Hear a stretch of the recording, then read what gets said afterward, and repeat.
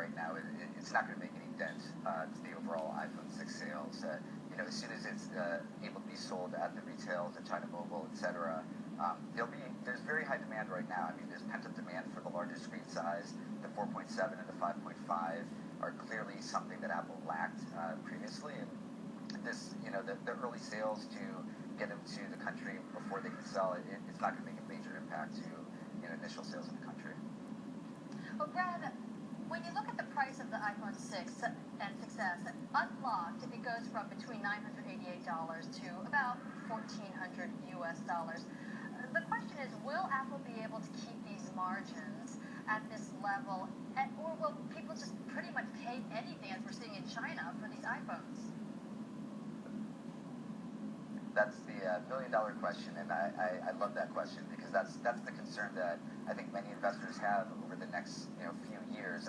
Right now, we're entering a product cycle. The iPhone 6 will be very strong. As I mentioned previously, there's a lot of pent-up demand for the larger screen sizes. You have a significantly larger install base, so you're going to get a really good calendar Q4 from Apple with the iPhone 6. And the larger question really becomes on the tail of that.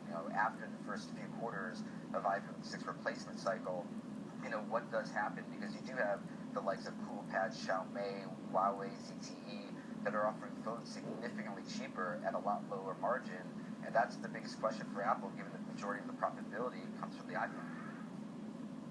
And in the U.S., most people will buy these subsidized, right, with some sort of carrier, or are you seeing more people deciding to buy these unlocked? So the U.S. carriers they're doing a very good job trying to do these next plans where you subsidize part of it on a monthly basis instead of having the fully subsidized 2-year plan. There's still a majority of North Americans that are doing the 2-year plans and getting the fully subsidized. So $199 gets you the 16 gig, $299 gets you the 64 gig on the regular iPhone 6. I don't think the appetite for fully paid phones is happening in the U.S. anytime soon like it is overseas.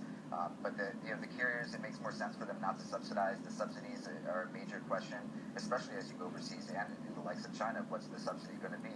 And that's, again, the biggest concern because of the profitability from the iPhone. Brad, you're optimistic on the stock. You like Apple. Why don't you hold it personally?